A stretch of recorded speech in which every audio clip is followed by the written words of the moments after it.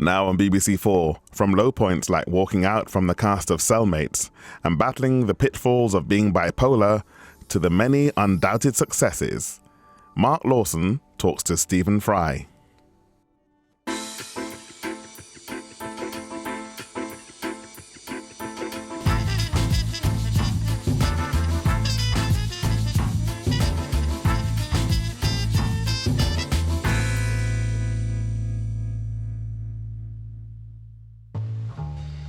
Stephen Fry has often seemed like a man with all the answers, not only as the encyclopedic presenter of QI, but as an actor and writer, first with Hugh Laurie in sketch shows, Jeeves and Wooster and Blackadder, and then on his own in the movie Wild and the TV series Kingdom. There's also been an apparently effortless stream of novels, screenplays, and even a book about poetry. But throughout his 50 years, it's become increasingly clear that many questions lie under the polymathic comic exterior. A suicidal teenager who was imprisoned for credit card fraud, he later walked out of the West End play Cellmates and again considered killing himself.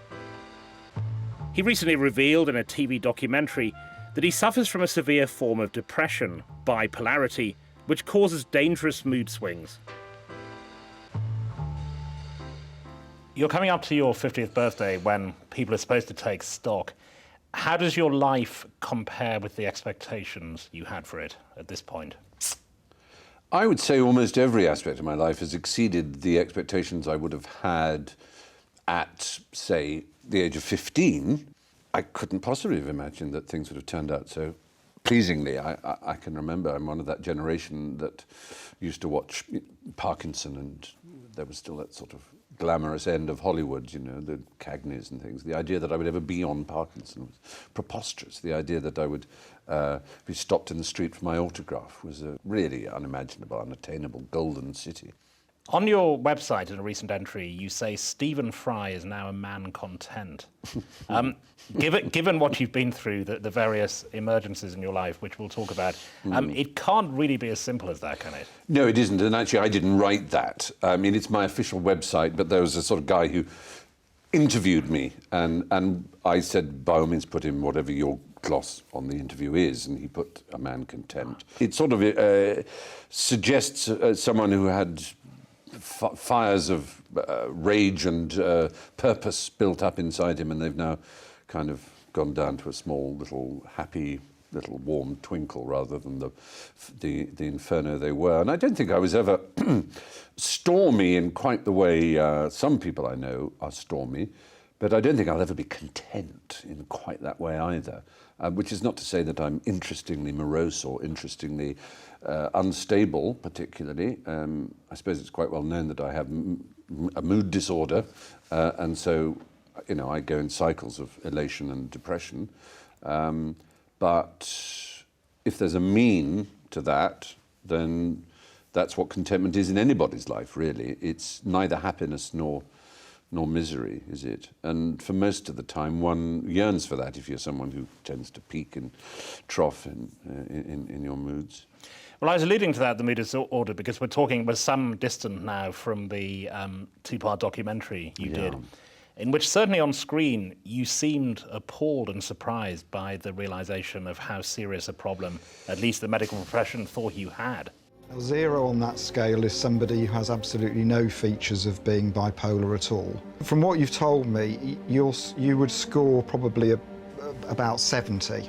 You fit well into the realm of people who have, you know, full-blown manic episodes. It was foolish of me to be quite so surprised because, after all, it's not a condition that you judge by any particular symptoms, like the spots are this big or the headaches are that debilitating. In a sense, the awful thing about depression is that the ultimate judge of how serious it is how close you come to suicide and how frequently you have suicidal thoughts. And I have what Martin Amis once called the writer's arrogance of assuming that the feelings I have are the feelings everyone else has. That my observations about myself and my feelings, whether they're quite dark sexual ones or whether they're just sort of trivial ones about people you see in the street, you assume they're shared by everyone else. And there's that famous stand-up comedian's nightmare of saying, you know how it is when you see this and you feel really horny, and everyone in the audience goes, no. And I suddenly realised that with my suicidal thoughts. I just assumed everybody had suicidal thoughts really quite often. And the doctors were slightly shocked, not shocked, but they said, no, that is a sign of someone who really should worry more about their condition. And my doctor does now remind me, never to take it for granted that the day will come when I take it so seriously. And I don't want to sound trivial about it, but I'm so used to it being a background noise that the periods come when I suddenly don't see any purpose in life and don't see any huge disadvantage in ending life. I mean, it takes a little bit of extra energy to want to kill yourself, and I rarely have that much pain and despair. But I have enough to think, God, it would be so convenient if I just suddenly got hit by a train or something. I wouldn't actually have to do it, but it would just be great. And so I've had enough, it's just that. I've had enough. Almost a bit like George Sanders' famous suicide note which was something like, I was bored. There's just a sense that, an awful guilt about being jaded, perhaps, that there is no... And that's part of what depression does to you. It's been written about by many fine writers and people who've experienced it, as well as the everyday person who experiences depression. They're aware that it leaches colour out of things and flavour. And when the colour and the flavour goes, you realise that they are not an extra ornament on the business of life, but actually they are the thing that actually makes life worth living. It's a bit like Wilde's point about art being useless. It's not that he didn't believe in art. He, of course, was the high priest in many ways of the aesthetic movement of his time, and he believed in art fully, but he observed that it was useless. But watching those documentaries, I was surprised that you were surprised by the diagnosis, because you had, as you say in the film, you had at least twice tried to kill yourself, first as a teenager, then again after the cellmates incident when you walked out on the plane. Now, if I knew someone who had twice tried to kill themselves, I'd watch them quite carefully, but it seemed that no one was watching you carefully for that. In a way not, I suppose, and certainly not myself. And it was daft of me not to realise how serious it was, because it's so easy to judge. If you twice try and kill yourself, then that's a serious problem you've got to watch out for. And actually, now I have people who do care very much for me, I think, and do worry about me, and I think are quite good at detecting when I'm in a sort of bad phase, and do things, little, how does the poet put it, little unremembered acts of kindness that are extremely touching and show that they are thinking, and they'll just call or a little text message or a something just to say, please call me, because they want to hear my voice and just satisfy themselves that I'm not too zoned out in misery. And it's a wonderful thing, because if you added loneliness to depression, you really are in a world of appalling pain. World of pain makes me think of John Goodman's. But that's important, because for a lot of your life you had been on your own, haven't you? So you were adding loneliness to depression. Yes, you're absolutely right. I had, throughout, really since leaving university almost, right up to the mid-90s, I had lived alone. And I had thought that I could do it alone, and that indeed I was happiest alone. And for a lot of the time I was, because I worked incredibly hard, and if writing, which I did quite a lot of, was something, the way I do it, and a lot of writers do it, is you're just completely absorbed in it, and other people are an encumbrance that you really can't be bothered with, and it would be rude, really, you would be forced to be rude to them if they were around you, because you just don't want to be with other people. I was alone. I didn't think I was lonely until that, whatever the word is, official word for it, debacle of the cellmates. And then it was sort of while recovering from that in its aftermath that I discovered that I had been lonely. Reading your autobiography and also the interviews in the early part of your career, there are to me quite alarming levels of self-disgust, self-hatred even. I think a lot of them are certainly physical. I've had, I think what, if I wanted to make it sound grand, you'd call a Swiftian or morbid disgust at my own body. I'm not the kind of person I would fancy. and that's always very disturbing, I think, if you are or at least it is to me. And if you're gay, of course, you are the gender you would fancy, so it means a lot more. I mean, most men who fancy women obviously don't want to look like a woman, so it's not a problem with them. But, you know, I've always found attractive nippiness and fleetness and neatness, compactness and sort of agile swiftness and all the things I'm completely not. I'm a slow, lumbering. When I was thin, I was gawky, and now that I'm tubby, I'm just sort of like a... bin liner full of yogurt, as I've put it in the past. And so it doesn't give me any pleasure to look in the mirror. And so there's that side of self-disgust. And there's just those feelings of disconnection from others that I've had. Things like sport and music and so on that just made me feel different, not to mention sexuality and even race to some extent, being different from an average public school boy. Those things made me feel separate. And I liked it as well as hating it. I think I wrote somewhere in the autobiography that it is that pull of wanting to be part of the crowd, part of the tribe, desperately yearning to belong, and that desire to be separate and individual and different. That the tension between those two irreconcilable ambitions is what makes, in a sense, the adolescent very often, but the permanent adolescent in my case, or as various literary critics have observed, the anti-hero, you know, the bourgeois anti-hero of 20th century literature, is that's rather forlorn and pathetic problem of wanting both to belong and to be separate. And the way you speak and write, which is familiar to a lot of people now, which is a vivid vocabulary, rolling qualifications, yes. References, allusions to all sorts of literature, science, whatever. If I'd met you as a child, as an adolescent, how much of that would have been there? When did that, if I can say manner, when would that have become fixed? It's very interesting, and I puzzle over this enormously myself. I don't know, I mean, of course, I sort of know what my manner is because I'm told it so often, and you believe it. Do you remember those first times you were ever told about writing, and you were told that there was such a thing as a tone, and then that there was such a thing as a style, and that one had to achieve it? And I remember my father criticising me quite in a way that really upset me for being a pasticheur, for basically having no original cast of mind, no original thought or no original manner, and having no original style, that I was a kind of butterfly. How old were you when he said that? 12, 13 right. Or something like that. I mean, I was an enormous reader, so and I sort of put that down to some extent to insomnia, but I think it's a kind of horse and cart thing, really. I think it was insomnia because I read so much, to be honest, as well as reading so much because I was insomniac. But I would read 3 or 4 books a night sometimes, easily. And then my parents had a lot of books, and there were a lot of books in the house, and there was a mobile visiting library, being in the middle of the country. And so, you know, I did read voraciously and remembered the patterns that I read, the speech patterns of everything from the sort of orotundity of a Conan Doyle to the elegance of a Jane Austen or whatever, and so you absorb them, and then Wilde, the language of the importance of being earnest and things like that, sort of got into my system. And so I would talk half like an early 18th century squire and half like a caped Victorian, and I can't have another half, can I? You know what I mean?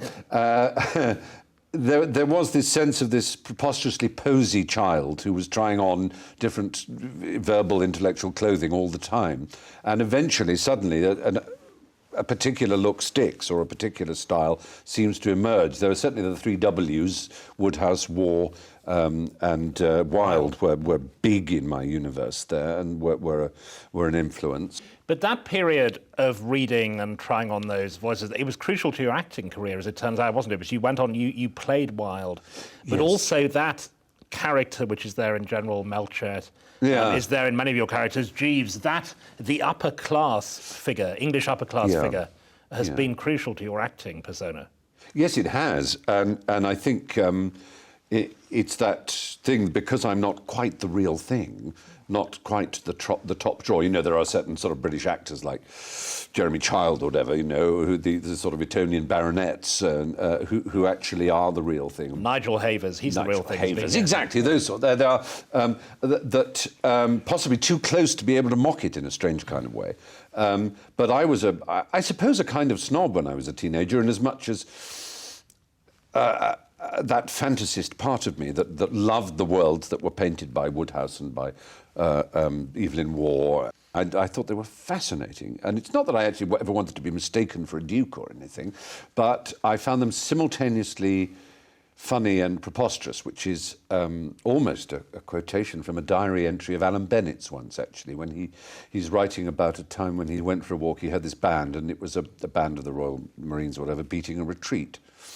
And he writes about how he found his face wrinkled into a kind of sneer and his lips almost expressing a raspberry of the contempt at the preposterous absurdity of this sight, while having to be aware that there were little tears running down his eyes at the same time. And I think that's the key, is that sometimes people are rather dumb about noticing that human beings are capable of two different emotions simultaneously. It's often the case, for example, that if you have a hero or a beloved character who might have died in terrible circumstances of self-sacrifice as the subject of a comedy sketch, that people will assume, therefore, that you have contempt for that person. I remember having to defend Tony Slattery doing an extremely funny Douglas Bader walk in a charity stage show that I'd directed. And trying to get it across to the person who had complained, it was one of those Channel 4 where you meet the public who really disapprove of what you've done, that it was possible to think that Douglas Bader was one of the bravest, most extraordinary men of the Second World War, that one had read his, you know, the Paul Brickhill novel, Reach for the Sky, and one had seen Kenneth More play him, one had, you know, actually I'd nearly met him, I'd seen him on a golf course and sort of watched him play, and I had great admiration for him, but I thought his walk was funny. Can't you understand that the two don't cancel each other out? Blackadder Goes Forth is interesting in that respect, because exactly the same before thing. it happened, there were war veterans, they were rounding up Chelsea pensioners to say this is disgraceful. More These than that, people doing that. Worse than that, at least sadder than that, was Ben Elton, who co-wrote it with Richard Curtis. His uncle, Sir Geoffrey Elton, a very well-known historian, had written to Ben, virtually disowning him, saying, I am disgusted to think that the name that your father and I adopted when we arrived in Britain, Elton, is now being attached to this poisonous, ignorant, foolish, contemptuous, stupid piece of work. And Ben was devastated. But it had a happy ending, because after the last one, Uncle Geoffrey wrote back to Ben and said, I take back every word I say, and I'm extremely proud. And Ben, as you can imagine, wept with joy and relief. When you mentioned class earlier, you said you weren't the real thing. It's interesting that, because I think a lot of Americans, for example, would think you probably are the Duke of Uppingham or whatever, the Honourable Stephen Fry. Yeah. But your background wasn't that at all. But your parents, when they chose the schools they sent you to, and then later they had to choose others for a reason we'll talk about, but they were trying to educate you as an English gentleman, were they? Yes and no. I mean, both my parents had been to private schools. My father had been to public school, and he'd been English. You know, he'd been a choir boy at St Paul's during the war, chorister, and had gone to public school and then on to university. And my mother had boarded at a very posh girls' boarding school, Malvern College, from the age of very young age, hidden away really in the countryside for the war. So they went to Gabitas Thring, the scholastic agency, and said, we want something that's very friendly. And so that this particular prep school was chosen, which was run by a headmaster and his 3 daughters, who were incredibly warm and sweet, and it was a lovely place. So whether they wanted me to be an English gentleman or not is, I don't know. I mean, certainly the house that I grew up in and everything, and it looking back now, it would seem very grand and you know, gardeners and, you know, all kinds of traditional old things, and it was a way of life that is quite uncommon now. And the only other children I saw were other children like me who were you know, away at boarding school and didn't really know anyone, didn't know any girls, didn't know any working class people. I mean, it was not out of snobbery, just out of living in the middle of the country. Just don't. But I think what they wanted for both of us was for us to be at ease and for us to be happy, and for us to fulfil our potential. When I say to people I was sent away at the age of 7 to a prep school 200 miles from home, they imagine me at a boarding school, a 7-year-old, and they think of a 7-year-old today and how impossible that would be. And they think, therefore, A, I must have been miserable, B, I must have thought myself hated by my parents, and C, I must have thought myself singled out for special punishment. But they ignore the obvious truths. One is that everybody else at the school with you, all the other boys, are in the same boat. And so you kind of think, well, that's fine. Also, all the other boys you know back home are also going off to school at the same age, and your parents went off at that age, and your brother did, and any child faced with such a set of circumstances around them doesn't think, but there are millions and millions and millions of children my age who are not sent away. They just think, that's what happens to you. You go to school, and you probably blub a bit for the first few nights, and then you're okay. Your mother's desire for a friendly school is interesting, because John Cleese once said to you that your politeness will be your downfall. Yes. That was quite a big thing for you, was to be eagerness to please, to say yes, Absolutely. to be liked. And I think people still detect it in me, and I think it's one of the sides of me that I seem to find impossible to get rid of. I can't help it. There is an eagerness to please, and I know it's not a particularly attractive quality. And I know it's not, and that being over-polite is not particularly attractive necessarily. I mean, it can be charming for a few moments, but even the word charming is pretty not a good word for an Englishman, is it? We'll let Latinos be charming if they went with a hint of gigolo. And in the 50s, charmer was a term of abuse, wasn't it? It was someone who was a con man. Precisely. And it's not that I attempt to be charming, it's what I've become. I can't watch someone not saying thank you, or, and I can't not say it myself. I would have to, if I noticed I hadn't said it, I would have to come back in the room and say thank you. And it's feeble. It's it's like Shakespeare's view of dogs. It's kind of fawny and and it's not very. It's not something I'd like to have. After all, I don't dislike people who are not polite. I know quite a lot of people who are quite rude, and as long as they don't upset people, as long as they're not bullies, it's perfectly acceptable to be not brusque, but just to say what you think, and actually you then treasure it when they're warm to you, because they're mostly quite sort of distant, and then occasionally they'll say something kind, and you'll think, oh, you melt completely. But I couldn't be like that.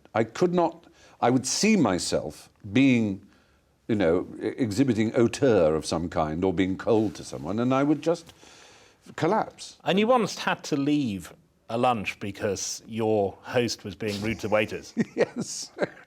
I think Michael wouldn't mind me saying this because the theatre he producer tells Michael the story. Conrad, yeah. Indeed. I remember once having occasion to go and have dinner with him in a restaurant that had just been opened by a restaurateur in Covent Garden, who was obviously very anxious to please Michael. And Michael was appallingly beastly to this man. And I actually put my knife and fork down and said, Michael, I've got to leave now. He said, why? I said, because you're being so rude and horrible to the waiters, and I can't actually stay in the room while you're being like this. And he found it the funniest thing, and he tells the story now. and probably the people who ran the restaurant knew Michael well enough to know that that was just his way. And my absurd, you might almost call it sort of bourgeois, need to hear the niceties of the thank yous and the pleases just struck him as absurd. And maybe they are. And I think it took me a long time to realise that when Cleese said to me that my politeness would be my downfall, he sort of meant it. He actually meant you are too polite. And in another way, I think your manner was almost your downfall, because you were sending out looking back, quite severe distress signals. You were being expelled from schools. Yeah. You were attempting to commit suicide. And yet, because you had this surface perkiness, people don't seem ever to have realised quite how bad things were with you. No, I think that's true. Including your parents, I think. I think there's an element. I think they would probably agree with that. That's right. And it's an unfortunate, I don't know whether it's there's a name for it, a name for a sort of pathological inability to project what you're feeling, which is a strange thing for someone who tries to be an actor from time to time, where the meat and drink of being an actor is the ability to project what you're thinking and feeling, but there you go. But that is the English way. I am not going to allow my emotions to go all over you. Certainly the most destructive vice, if you like, that a person can have, more than pride, which is supposedly the number one of the cardinal sins, is self-pity. I think self-pity is the worst possible emotion anyone can have, and the most destructive. It is, to slightly paraphrase what Wilde said about hatred, and I think actually hatred's a subset of self-pity, not the other way around. It destroys everything around it except itself. Self-pity will destroy relationships, it'll destroy anything that's good, it will fulfill all the prophecies it makes and leave only itself. And it's so simple to imagine that one is hard done by and that things are unfair and that one is underappreciated and that if only one had had a chance at this, when only one had had a chance at that, things would have gone better, you would be happier if only this, that one is unlucky, all those things. And some of them may well even be true, but to pity oneself as a result of them is to do oneself an enormous disservice. I think it's one of the things we find unattractive about the American culture, a culture which I find mostly extremely attractive, and I like Americans, and I love being in America. But just occasionally there'll be some example of the absolutely ravening self-pity that they are capable of, and you see it in their talk shows, and it's an appalling spectacle, and it's so self-destructive. I almost wanted once to publish a self-help book saying how to be happy by Stephen Fry, guaranteed success. And then people buy this huge book, and it's all blank pages, and the first page would just say, stop feeling sorry for yourself, and you will be happy. Use the rest of the book to write down your interesting thoughts and drawings, and that's what the book would be, and it would be true. And it sounds like, oh, that's so simple, because it's not simple to stop feeling sorry for yourself. It's bloody hard, because we do feel sorry for ourselves. It's what Genesis is all about. The book of the Bible, not the rock group. Yes. Yeah. Maybe, I don't know, maybe the rock group is as well. When I was reading your autobiography, there's a very touching and very English moment in the book where, after your adolescent suicide attempt, your father appears to have worked out what it's about, and he comes to talk to you. He comes up to your room. And he seems to know that it's to do with attraction to a boy. Yeah, it's love, essentially. I mean, that's how I interpret it in the book, that I think it was love that really screwed me up more than anything. I mean, of course I would have been screwed up anyway. I was deceitful, dishonest, lazy, sly, all the things that I was accused of by the school teachers and all the things that maddened my parents. But all of that was really completely thrown into total disarray by falling in love. And it's one of those strange things, love, is that, as a child, you recoil against it. Whenever in a film some kissing starts, you really just cannot understand why they would have a perfectly good story and then ruin it. It's pathetic, a thing of two people looking at each other like that and then touching their lips, and you say, oh, come on, fast forward. Not that my generation said fast forward, of course.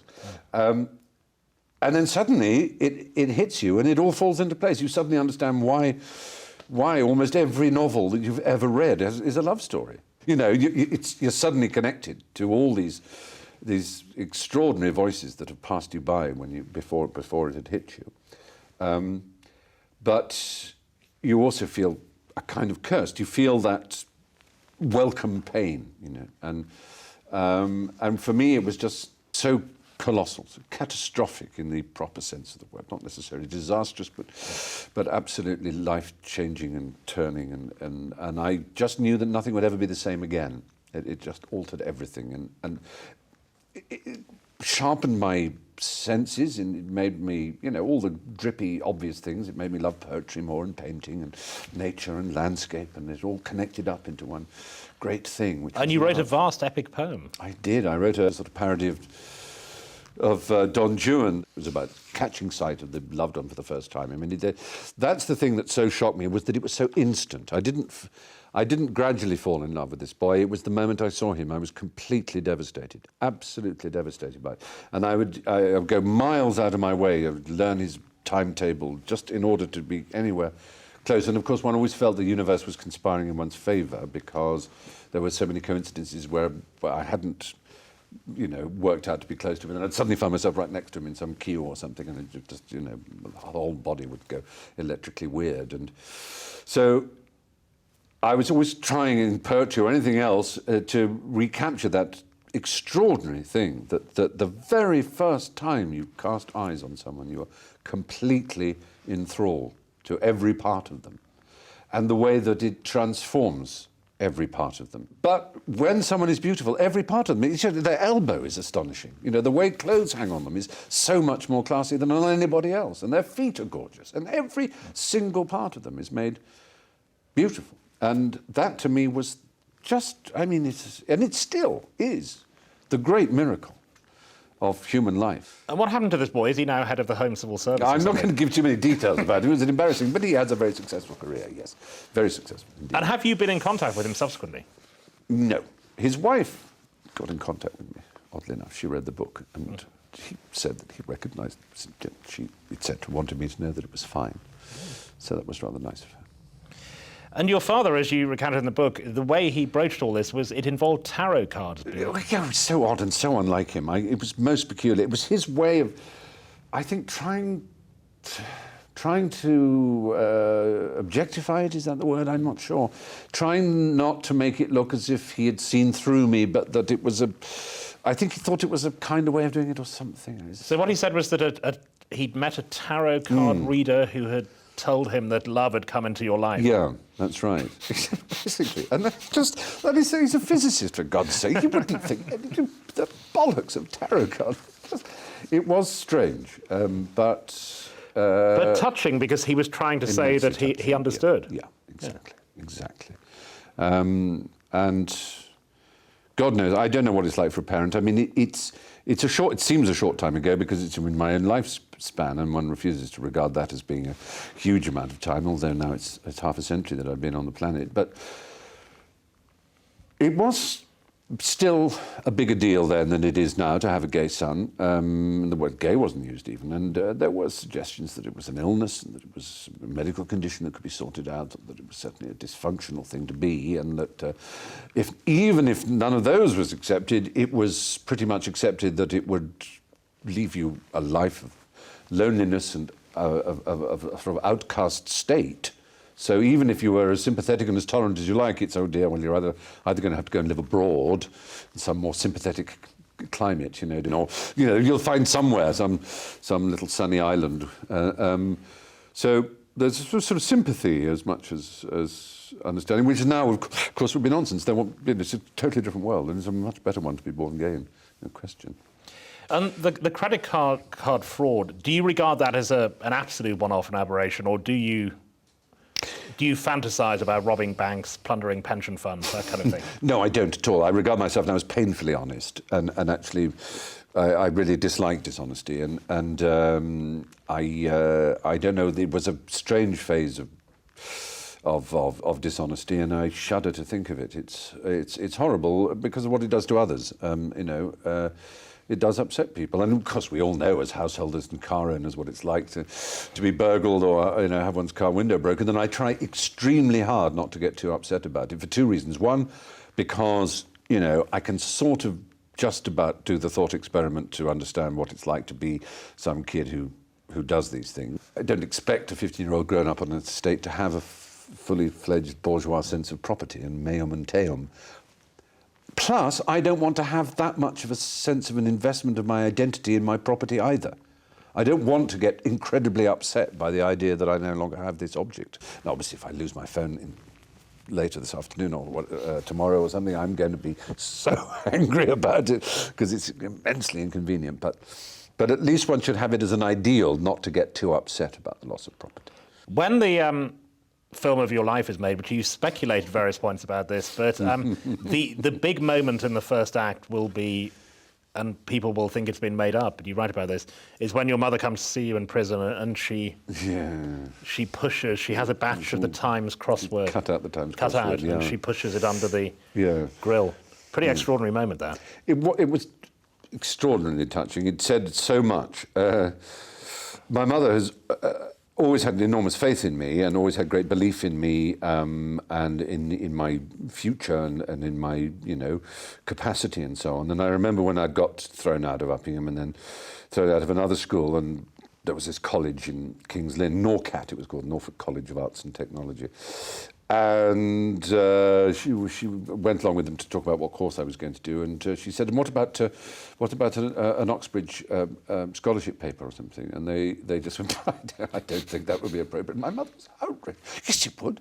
I mean, really, I owe a great deal of my curiosity, I think, to her. Well, I always had it, and she always fed it. That's the thing. So even if, so we're doing some simple chore, I would turn it into a quiz, and she had to ask me questions, poor woman, endlessly, and I would try and answer. And crossword clue is quite a good symbol, in a strange way, of whatever qualities I do have as being a sum of my parents' qualities, because my parents, between them, can always do the Times crossword, and so I grew up watching them doing it together. And there's a kind of clue that my father would get, and there was a kind of clue that my mother would get.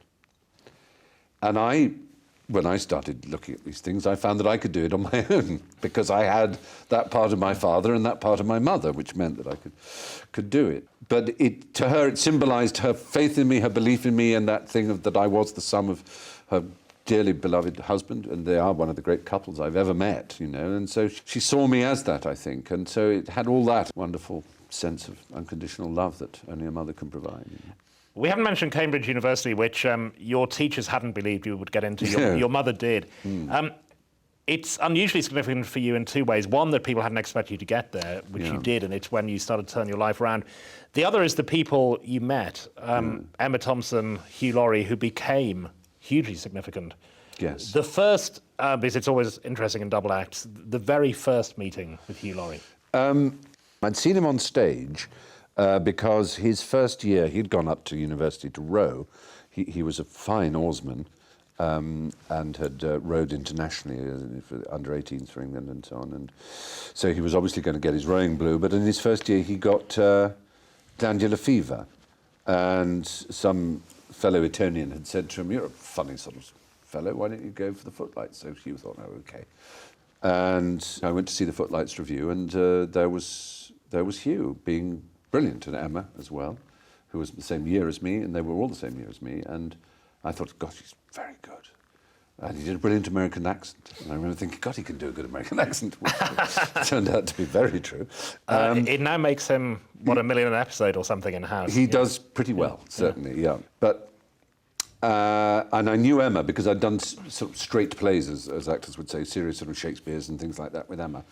And she, in my last year, the very beginning of my last year, said that Hugh had seen a play I'd written at Edinburgh called Latin. Latin, yeah. That's right, and which was a comedy, and that he had said to Emma, "And you know him, don't you?" And she'd said yes. And he said, "I'd really like to meet him because I'm going to be taking over the Footlights next year." Apparently he had this choice and he flipped a coin as to whether he'd be president of the boat club or the Footlights, and it came down Footlights. But I think he was too smart to be an oarsman all his life. So anyway, Emma then got in touch with me and said, "I'm going to take you around to meet him because he wants to meet you." So I went round and he said, "Hello." He said, "I've just written a song. Would you hate it if I sang it to you?" I said, "No, I'd love to hear it." And he sang this very funny song about Americans who raise money for the IRA, which was very good. And we started writing. We started writing straight away, about sort of 20 minutes in. And it was as if I'd known him all my life. It was just extraordinary. I mean, it was an absolutely... I found him funny and charming, and I knew that his judgment and my judgment were roughly in the same area, and it was just so easy. It was just wonderful. It was just an instant synergy, I suppose people would call it. And although you're both tall, there has to be physical dissimilarity in double acts, which did help, didn't it? Yes, I think so. I mean, I'm slightly taller than Hugh, and Hugh always astonished people when they met Hugh and saw how tall he was, because they always assumed that I was average height and Hugh therefore was quite short. But in fact, he's 6'2" and I'm 6'5", so it's quite a difference.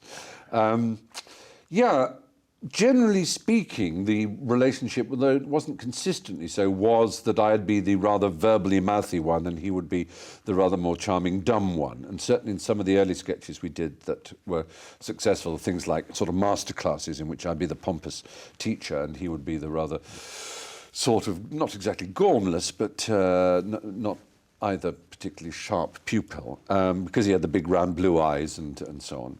What's the word, I wonder, that Shakespeare decides to begin his sentence with here? Time is the first word. Time. Yeah. Time. Yeah. And how does Shakespeare decide to spell it here? T-I-M-E. T-I-M-E. M. Yeah. And what sort of spelling of the word time is that?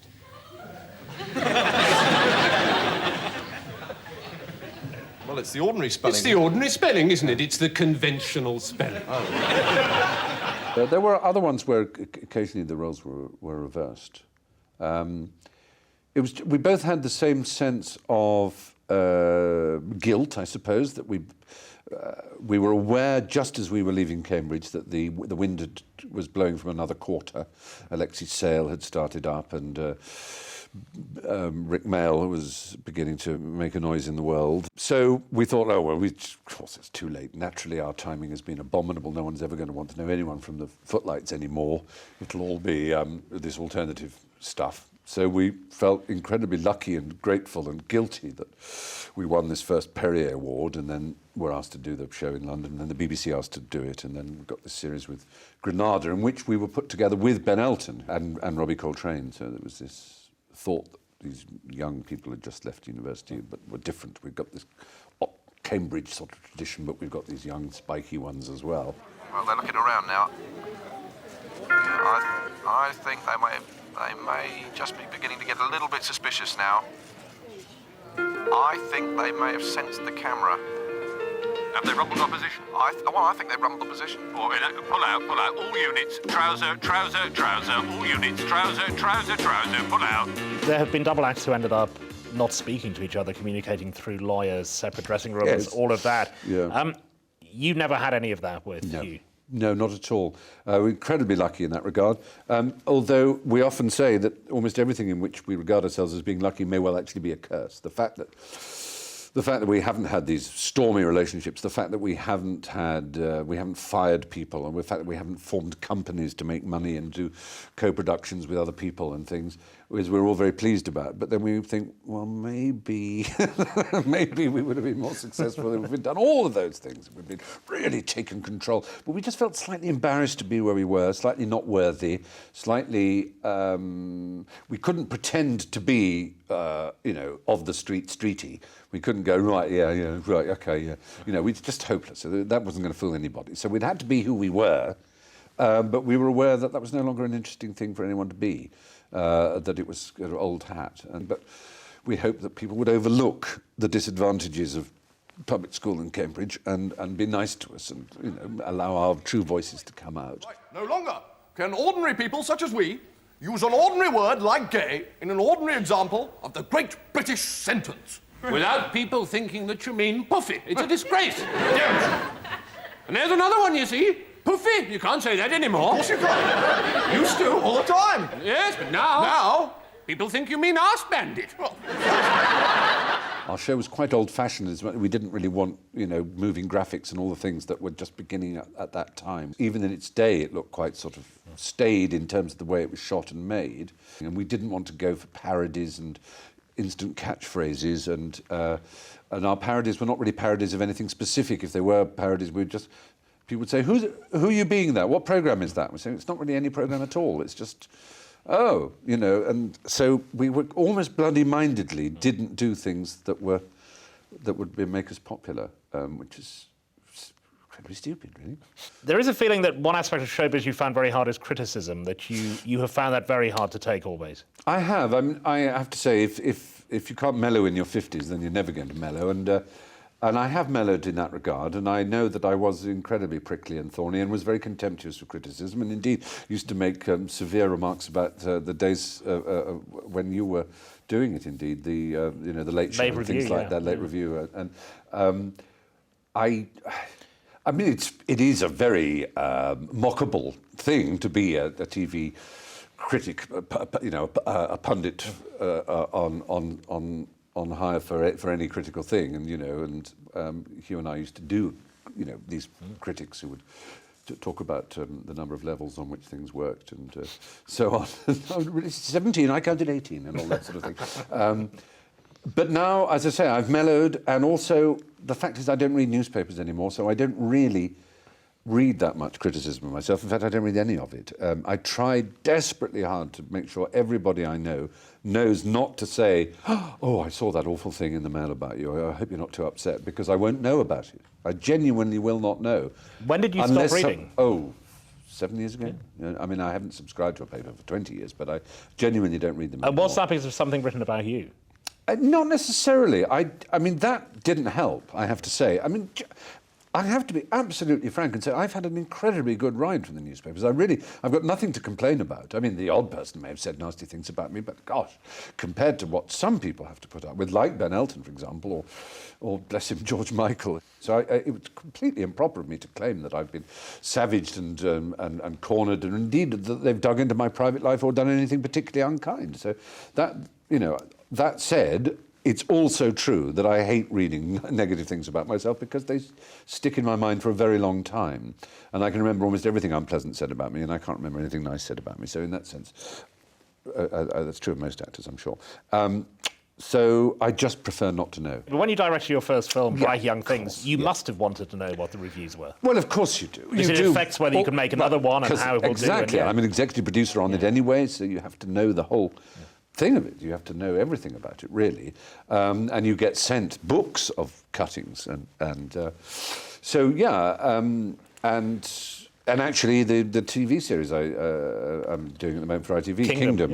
And you just can't not get the producer saying, well, the ITV's thrilled, it's getting wonderful figures. You obviously are confronted with its raw, naked success in terms of faces turned towards the screen. Plus, they'll say, oh, and The Guardian really liked it, and The Times hated it, and The Telegraph are okay about it, and this and that and the other. But generally speaking, we seem to have got away with it sort of feeling, or it's been welcomed, or whatever. So you naturally know that, but I just don't read the individual things. And in terms of Bright Young Things, because I wasn't in it, oddly enough, I didn't mind so much criticism of my direction or the screenplay which I wrote for it. But I felt terrible if they didn't like any of the actors. I hadn't predicted how protective of your cast you would feel when a director. The strangest headline you've ever generated, which you do know because you had to read it in the TV documentary, is Lucan Mystery of TV's Jeeves, which was on the front... Which is brilliant in its own way. It's great. Yeah. I wish I should have.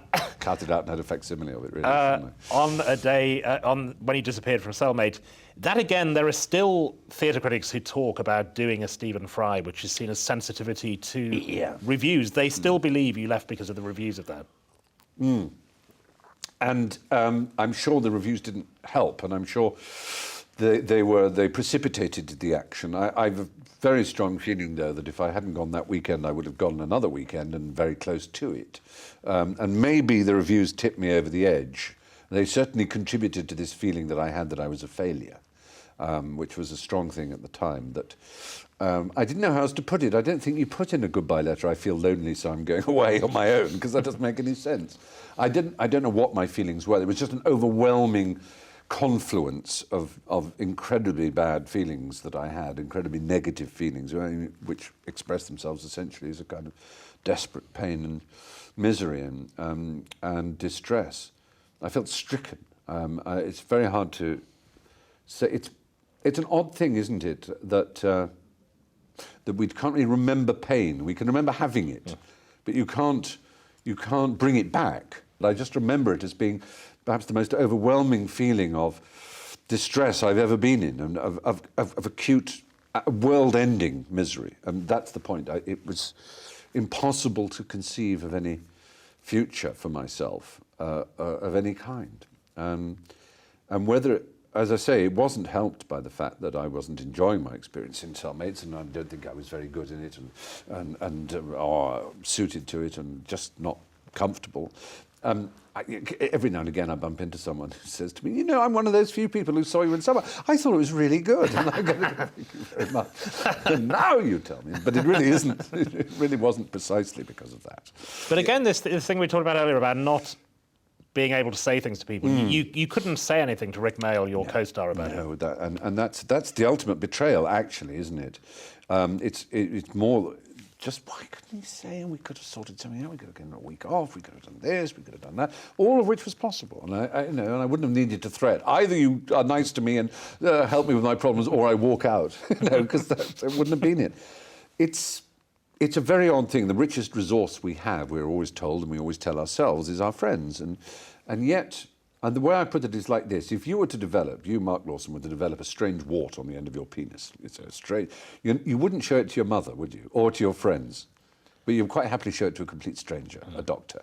And that's the way we are with our mental ones as well. When we have some strange feeling that is not normal and we're not used to, and especially if it's close to some part of us that we're embarrassed about, our self-worth, our feelings of who we are, we're not going to share it with a friend, paradoxically, although supposedly that's what friends are for.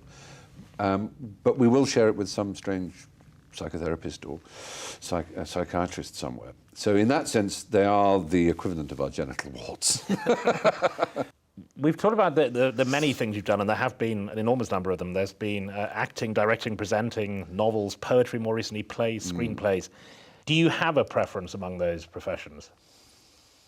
I used fliply to answer that I like the one I'm not doing, and there's an element of truth in that if you are at 6 in the morning on a film set, shivering somewhere, having to line up with the cameras, with a polystyrene cup of foul coffee in your hands, you think to yourself, I could be in my pyjamas and dressing gown, sitting at the computer thinking, shall I do a new chapter? And, well, I'll go and, and your time's your own. The writer's life seems incredibly enviable. But when you're sitting in front of the computer, staring at the screen, going, I can't think of anything. Oh, God, I've just written 2 hours worth of rubbish, and I can't believe it. I'm going to have to delete it all. I could be on a film set with people calling me sir and coming up and saying, would you like some coffee, sir? We'll be ready for you in half an hour, so go to your trailer. There's your trailer, and it's got a DVD player and music and things and people to chat to, and film life, that's what I want to be. So it is the other man's grass is always greener to that extent, but the highest charge and excitement I've ever got out of life is definitely writing. I mean, that's the one which is the most exciting. It's an incredible feeling because I become so utterly lost in it, and I do it very intensely, partly because of the constraints of time, and partly because that seems to be the way it comes, is so that I will give myself 3 months in which I do nothing else, and I get up earlier and earlier and earlier in the day until it comes to literally 3 o'clock in the morning. I'm getting up. It's just mad. And I'm writing, and then going to bed at 6 in the evening. It's just completely weird.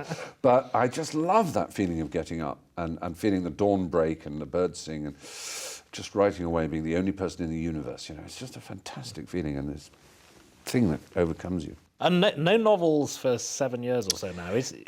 Is it that long? Gee whiz. The way things have gone, I'm about to do a big documentary series in America, in which I visit every state of the Union, 50 of them, as you know.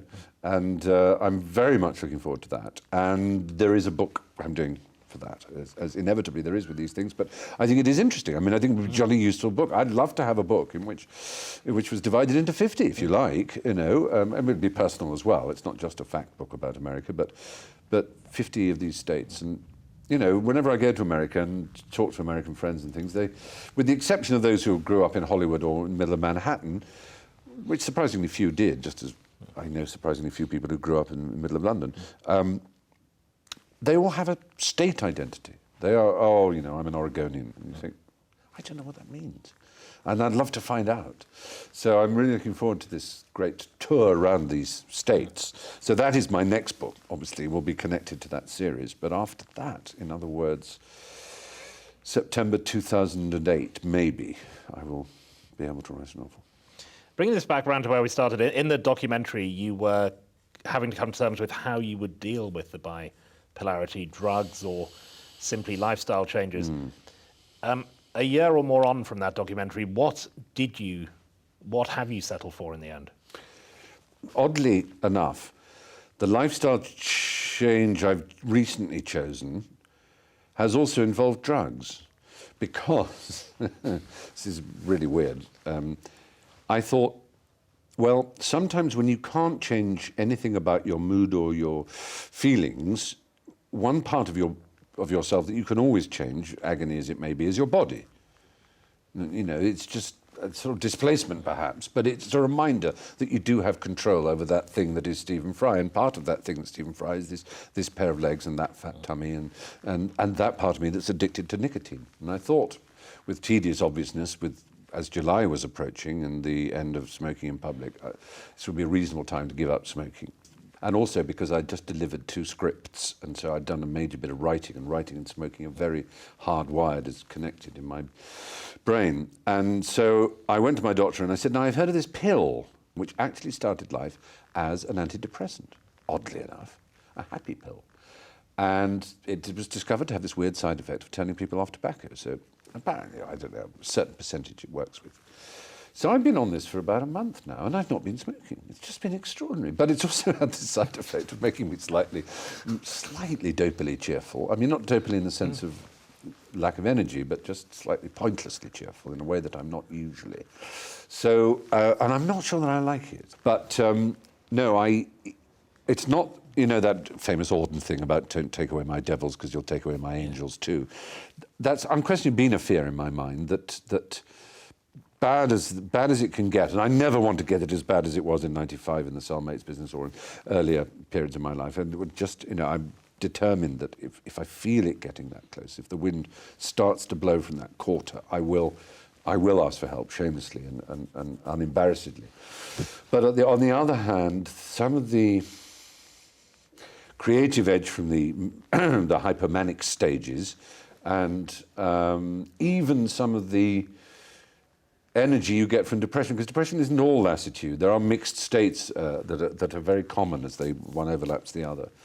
Ghastly as they can be, and quite difficult for people to live with me, I do think they are so much a part of me that to expel them or to cover them up, in my case, and I'm certainly not giving this as an argument against pharmaceutical intervention, in my case, just wouldn't seem right. But I'm perfectly prepared to change my mind in 6 months. You know, nothing's permanent.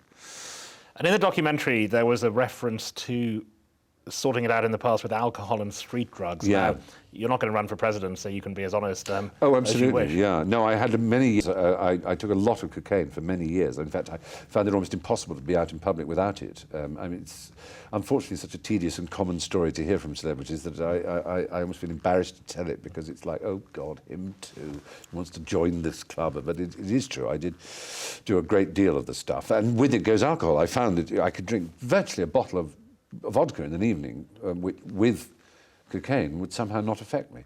But oddly enough, it didn't make me very sociable. This is the strange effect it had on me. You'll think I'm so sad when I tell you this, but most people, it's a party drug. It's a connector. It makes you talk. It makes you... I always used to say that I'm such a hypomanic person much of the time anyway, that Coke actually brought me down. And there was an element of that.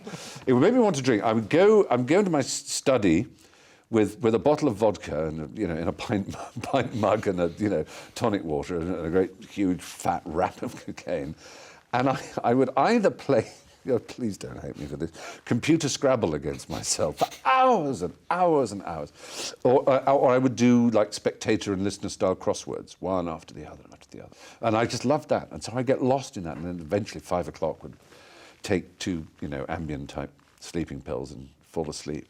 Madness. I did that for years. Just incredible. But I've never particularly liked alcohol, you see, but really. So once I stopped taking cocaine, I found that I just was not interested in, I'd kind of drink a glass of wine at some launch or something where you're supposed to, and with food I'll have a glass of wine or 2, but it was very hard for me to be an alcoholic unless I was a coke addict as well.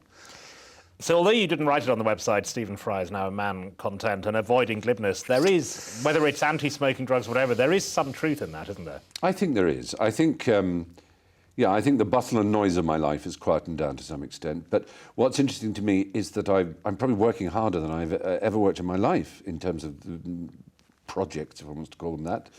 A mixture of dramas and, things like QI and documentaries and screenplay writing and writing a pantomime, as I've just done, and lots and lots of different things simultaneously that I found immensely rewarding, occasionally slightly too exhausting to be believed, but mostly fantastically fulfilling, I think is the word. I just feel very, if not content, I do feel quite fulfilled. Not full up, but fulfilled, whatever that means. Stephen Fry, thank you. Thank you, Mark.